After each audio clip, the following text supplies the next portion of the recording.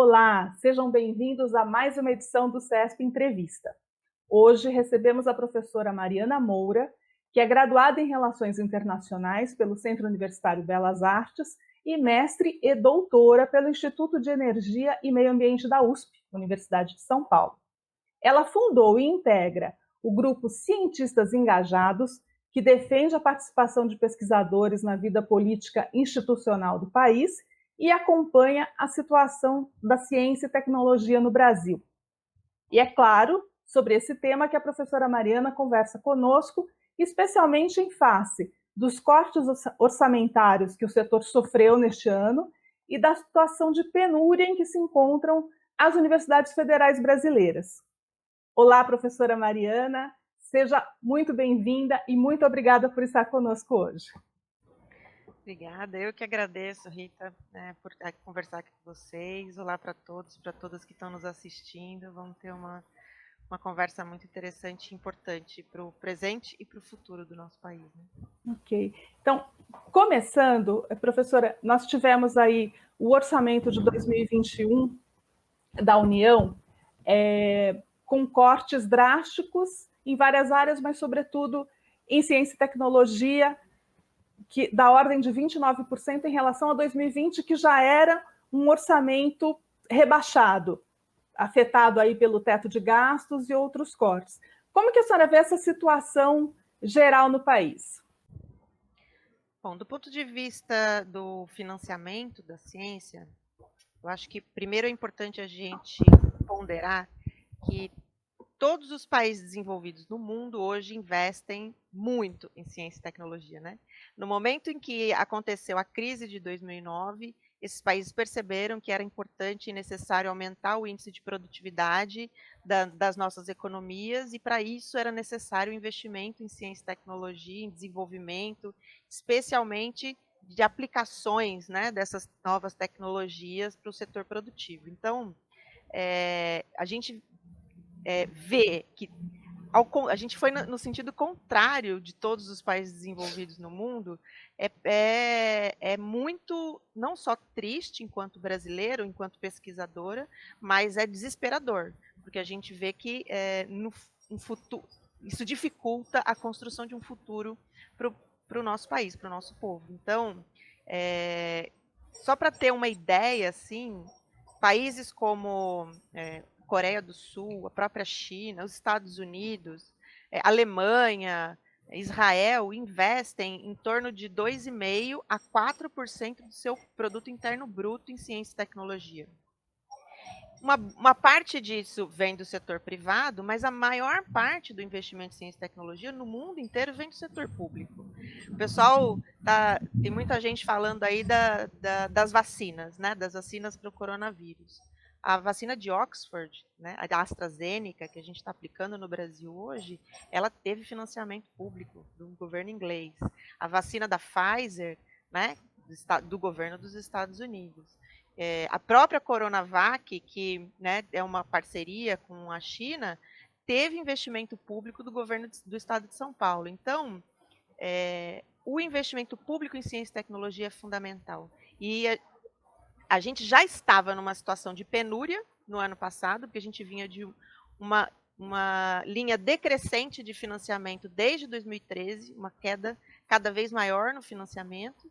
E no ano passado a gente já estava desesperado, fechando laboratórios, fechando centros de pesquisa, fechando grupos de pesquisa, enviando os nossos pesquisadores muito bem informados para fora do Brasil. É importante a gente destacar que os nossos pesquisadores têm uma formação tão sólida que todos os países do mundo estão tentando levar pesquisadores brasileiros. Eu estava hoje de manhã num evento da FAPESP com a Alemanha, né? Então a Alemanha está oferecendo bolsa de pesquisa, né, para os pesquisadores brasileiros irem para lá. Então, do ponto de vista mais geral, a ideia de que a gente precisa investir mais em ciência e tecnologia, não só recuperar o que a gente estava investindo no início da década, mas aumentar esse investimento para que a gente consiga chegar de verdade no século XXI, enquanto país desenvolvido, soberano, é fundamental. qual é o reflexo na vida da população se o Brasil parar de produzir conhecimento, esses pesquisadores todos forem embora para outros países onde há financiamento, há bolsas, há condições de trabalho e pesquisa. O que a gente perde como país e de forma visível na vida da população? Bom, enquanto país, a primeira coisa que a gente perde é emprego, né? É emprego, porque assim, a China está produzindo tudo no mundo hoje. Tudo. Então, assim, os empregos estão indo para os lugares que estão investindo em ciência e tecnologia. Agora, especificamente para você que está assistindo a gente e que não conhece o setor produtivo de ciência e tecnologia, o setor de produção de conhecimento no nosso país, que não diz respeito só à área de saúde, que é fundamental, importantíssima nesse momento, ou as áreas de exatas engenharias, que também são fundamentais, mas também as áreas de humanas, economia, direito, história, literatura, cultura, todas as áreas do conhecimento são fundamentais. Mas existe um exemplo que eu costumo dar, e que você que está assistindo a gente pode prestar atenção, é que a falta de investimento em ciência e tecnologia diminui o arroz e feijão no seu prato, a comida na sua mesa, porque a gente só produz alimento hoje no Cerrado com um investimento pesado em ciência e tecnologia na área de agricultura e pecuária. E público, porque foi a Embrapa que desenvolveu a maior parte dessas pesquisas, certo? Então, falta comida no seu prato, falta internet nos seus equipamentos de transmissão. Você está assistindo aqui a gente agora pela internet, depois você vai ler também o artigo da Rita na internet. O mundo inteiro está caminhando para o 5G. E a gente vai desenvolver aqui ou a gente vai comprar uma plataforma fora do Brasil? E, obviamente, é mais caro comprar plataforma fora do Brasil, porque ninguém vai investir e produzir esse tipo de tecnologia e vender baratinho para a gente só porque gosta de brasileiro. Todo mundo pede, né, um lucro em cima do investimento que faz. Então, é mais barato desenvolver aqui. A gente já foi, Rita, o pessoal dos sindicatos de engenheiros sabe mais do que eu, a gente já foi líder mundial na área de telecomunicações. A fibra ótica foi desenvolvida no Brasil. E hoje a gente tem esse massacre dos cientistas brasileiros, dos pesquisadores brasileiros, não só pelo setor público do ponto de vista de financiamento, mas também na retórica governamental. Né? A gente estava aqui falando um pouquinho antes de começar a conversa. A retórica governamental é que as instituições públicas, as universidades públicas, é lugar de vagabundo, certo? E não é. As instituições públicas de pesquisa no Brasil foram as responsáveis pelo desenvolvimento não só da vacina, mas de uma série de soluções para produtos importados que não estavam mais disponíveis no mercado para resolver o problema da Covid-19. Né? Máscaras, todo equipamento de proteção individual, os respiradores que foram desenvolvidos mais baratos aqui no estado de São Paulo, as várias vacinas que estão em processo de pesquisa no Brasil, não só o Instituto Butantan e a Fiocruz, mas a Universidade Federal do Ceará acabou de ser aprovada a fase 3 de teste da vacina que eles estão desenvolvendo lá. A Universidade do Paraná está desenvolvendo vacina. Aqui o interior de São Paulo, com a USP de Ribeirão Preto, está desenvolvendo vacina. Então, assim, as instituições de pesquisa estão trazendo soluções para os problemas reais da população brasileira. A gente não pode deixar isso se desfazer. E o estado de São Paulo é o estado que tem o sistema de ciência e tecnologia mais forte, mais fortalecido, mais institucional, porque a gente tem várias etapas do sistema de ciência e tecnologia.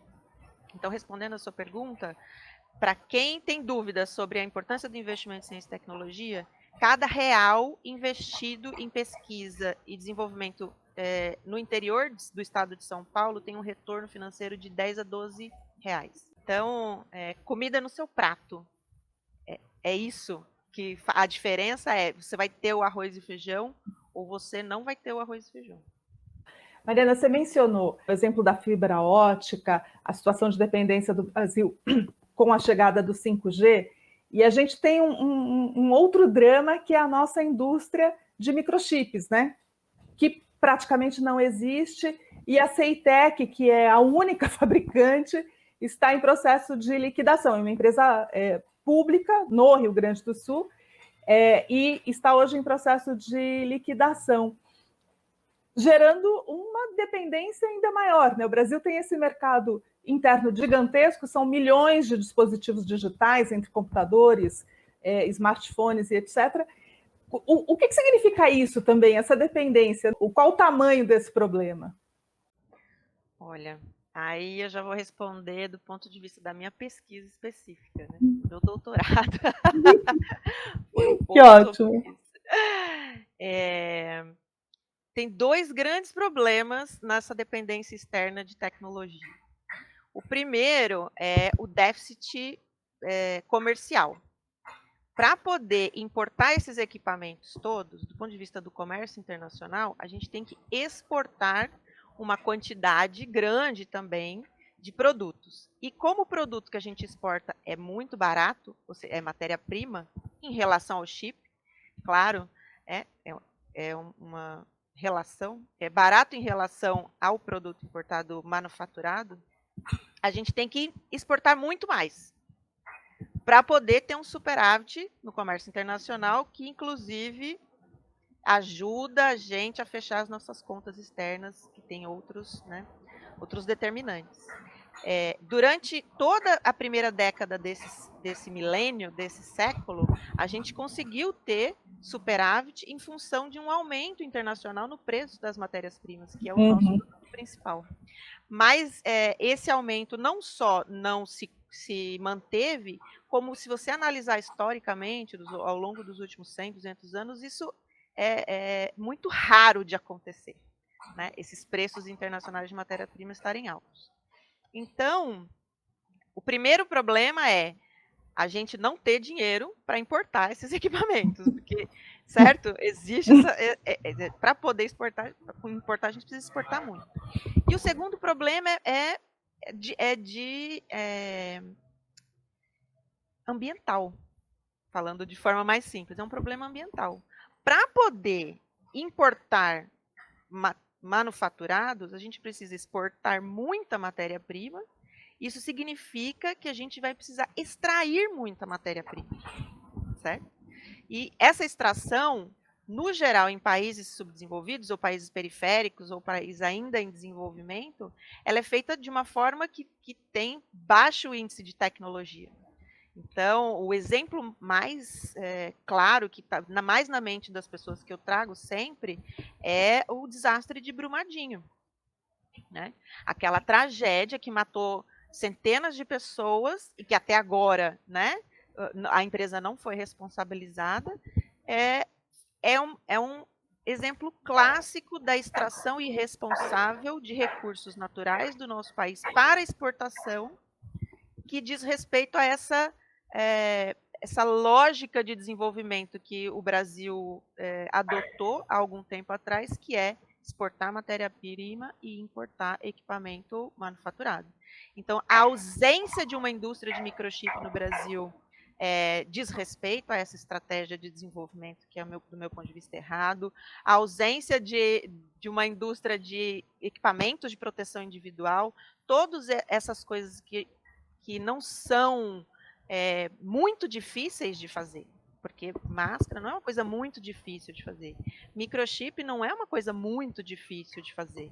Ela, né, exige uma tecnologia, mas ela não é assim impossível de ser feita. O Brasil dominou o ciclo de urânio. A gente tem pesquisadores fantásticos. A Joana Dobenheim conseguiu fazer um processo de transgenia que levou uma bactéria de uma leguminosa para outra leguminosa, que auxilia a absorção de nitrogênio, que é um dos elementos que faz a planta crescer mais rápido.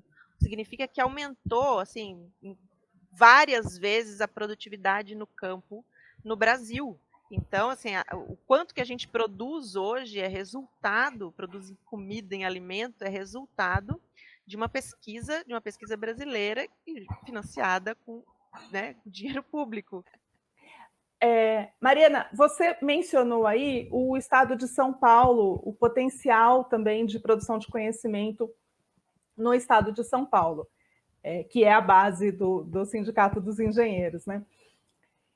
E aqui no estado também tem havido, apesar desses sucessos, né, que você mencionou, a vacina desenvolvida no Butantan, os respiradores criados na Poli, tivemos também o sequenciamento do coronavírus no início lá por uma bolsista da FAPESP, né? Então, mas aqui em São Paulo também se enfrentam dificuldades em relação ao financiamento da pesquisa, tanto que foi reativada a frente parlamentar em defesa das instituições de pesquisa e ensino em São Paulo, e há um questionamento que deve ser levado, inclusive, ao Ministério Público em relação ao não preenchimento de cargos nas instituições. Né? Me parece que no próprio Instituto Butantan, onde foi desenvolvida, está sendo produzida a Coronavac, uma das principais vacinas que a gente tem no Brasil contra a Covid-19, tem muitos cargos vagos, né?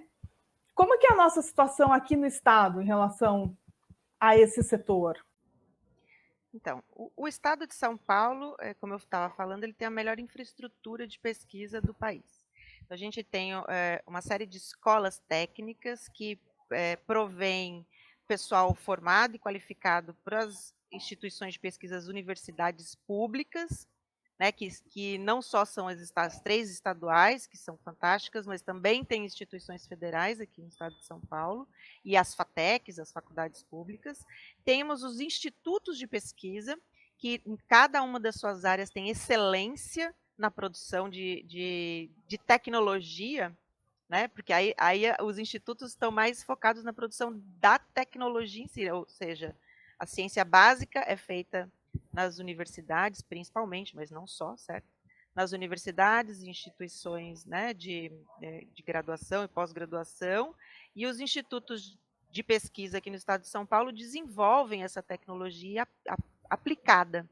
E temos os parques tecnológicos também, engatinhando, muitos com dificuldade, mas temos infraestrutura de parques tecnológicos aqui no estado. Então, a gente tem uma ótima infraestrutura, que a gente precisa de reforço, não só financeiro, mas também de pessoal. Essa questão dos institutos de pesquisa é muito séria, porque eles são a ponte, a ligação que a gente poderia ter entre as universidades que produzem ciência básica e o setor produtivo. E alguns deles já são, certo? O IPT é um deles, o Butantan é um deles, o biológico, o botânico também são ligação entre a ciência básica e o setor produtivo. Só que eles estão sendo sucateados já há décadas. O que é ser sucateado? Para uma instituição de pesquisa, você ficar sem pesquisadores é a morte. E a gente não tem concurso público para esses institutos, pelo menos desde o início da década. Então, a gente tem aí uns 10 anos de defasagem em que esses pesquisadores vão se aposentando, certo? Obviamente, que eles têm esse direito de se aposentar, e não entram pesquisadores novos. Mesmo que a gente faça um concurso daqui a 5 ou 6 anos, se a gente não pegar os pesquisadores mais experientes, a gente não forma esses novos pesquisadores. Você entende? Então, a gente vai ter um gap aí, um buraco de conhecimento, e é conhecimento acumulado. Isso daí é um problema muito sério para uma instituição de pesquisa. É essa descontinuidade na produção de conhecimento e na transmissão do conhecimento para as próximas gerações. Isso é um problema muito sério. Mas também implica na dificuldade dessas próprias instituições em realizar o seu trabalho. Porque você tem pouquíssimos pesquisadores para uma gama enorme de atividades. E isso é cobrado desses pesquisadores, ou seja, você tem que fazer o trabalho, um pesquisador tem que fazer o trabalho de 6 ou 7 pesquisadores. E não é assim que funciona, né? A pesquisa não é desse jeito que funciona.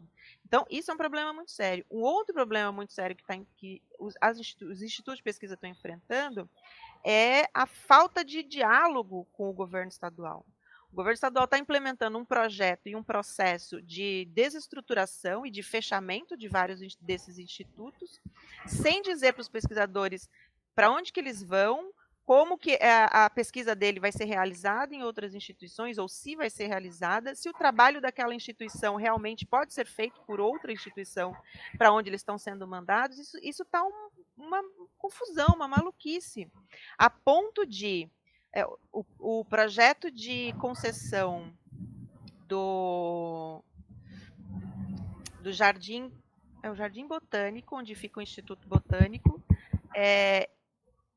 ter sido enviado para a Assembleia Legislativa há 2 anos atrás, dizendo que o concessionário ia ficar responsável pela coleção do Instituto Botânico, que tem décadas, é uma das maiores coleções do país, e os pesquisadores iam ter que pedir autorização para o concessionário para ter acesso à coleção, que foram eles mesmos que montaram.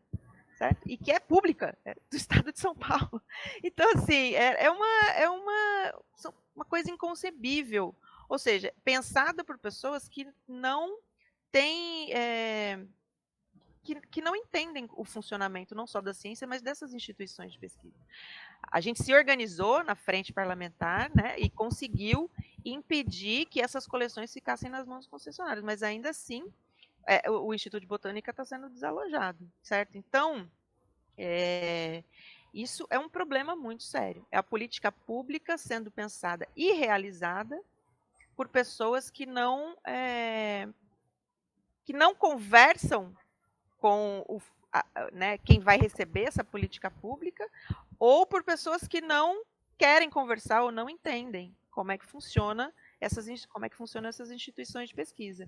Esse é um dos motivos, inclusive, pelos quais a gente criou os cientistas engajados. A gente precisa articular melhor a ciência, os cientistas, os pesquisadores com o poder público e com a sociedade, para que a gente consiga pensar soluções que sejam não só abrangentes, mas que realmente sejam eficientes em termos de recursos públicos e em termos de resultados em políticas públicas para a população. Outro drama que nós estamos vivendo e assistindo nesse campo é a situação das universidades federais, que também são outro patrimônio, né?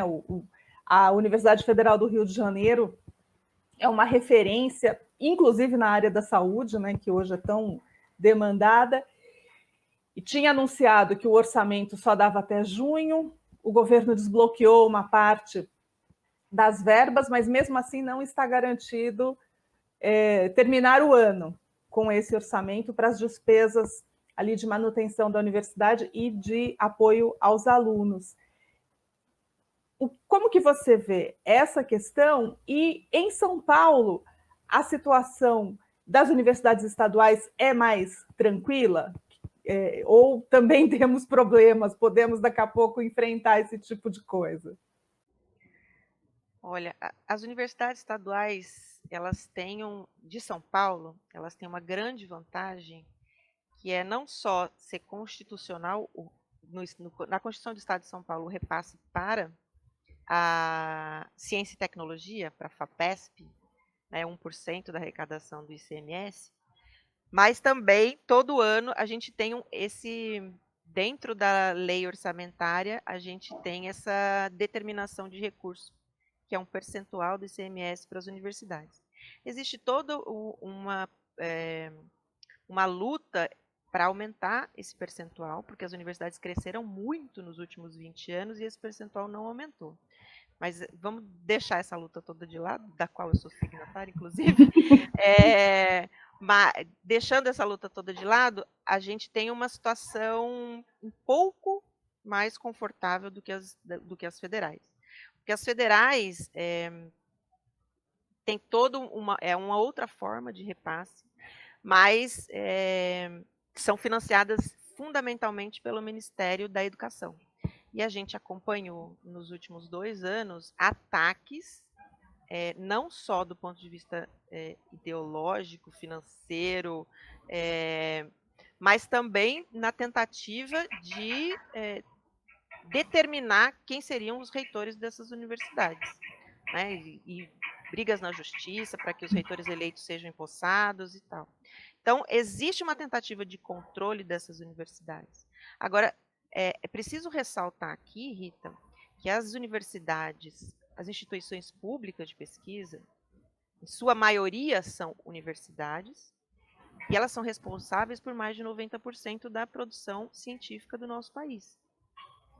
Existem outras instituições que produzem ciência no país, mas mais de 90% vem das universidades e das instituições públicas de pesquisa. Então, instituições como a UFRJ, centenária, minha gente, certo? Lá na Europa existem universidades com 800 anos. Aqui no Brasil a gente tem toda essa produção de conhecimento que a gente já falou aqui hoje e muito mais, uma instituição de 100 anos. Nós somos jovens, a USP tem 80 anos de idade. Nós somos jovens e já produzimos muita coisa, mas a gente não pode deixar isso andar para trás. A situação da UFRJ não é só triste, como eu estava falando aqui, não é só triste para a gente do ponto de vista de um pesquisador. Isso é um atentado contra o futuro do Brasil. O CENPES fica dentro da UFRJ, o laboratório da Petrobras, o principal laboratório da Petrobras fica dentro da UFRJ. Né? Foi lá, dentro desse ambiente, que foi descoberto o pré-sal, que é uma das riquezas mais... que tem mais potencial de produção, né, de riqueza e distribuição de riqueza no nosso país. Então, a gente não pode deixar instituições públicas de pesquisa brasileiras irem pelo ralo por uma... Olha, eu vou falar que eu estou muito brava com isso. Eu acho que é inveja, sabia? Eu acho que é inveja desse governo. Eles não conseguiram entrar na universidade pública e aí tem inveja das nossas instituições, da excelência das nossas instituições. Entendeu? Então, a gente precisa se organizar e defender com unhas e dentes as nossas instituições públicas de pesquisa, porque elas são imprescindíveis e fundamentais. Todas essas pesquisas que eu estava falando aqui, que o Brasil produziu e tal, não sei o quê, a sua maioria, grande maioria, foi tudo feito dentro dessas universidades, dessas instituições de pesquisa. A gente não pode deixar elas irem pelo ralo desse jeito. Talvez até por essa questão que você mencione, seja tão importante conseguir mostrar para a sociedade que, ainda que você não seja um estudante de uma universidade federal, de uma universidade estadual, essa instituição está ali trabalhando para você também. Mariana, a situação é terrível, mas a nossa conversa aqui foi ótima e muito esclarecedora. Eu te agradeço muito a disponibilidade, a participação aqui no CESP Entrevista. Muito obrigada, Mariana. Eu que agradeço, Rita, estou sempre à disposição. E se quiserem se juntar nessa luta, nessa batalha, que o @cientistas engajados está aqui embaixo. A gente, né, sempre está precisando de ajuda nessa batalha em defesa da ciência e tecnologia brasileira. Tá ótimo. Obrigada. Até a próxima.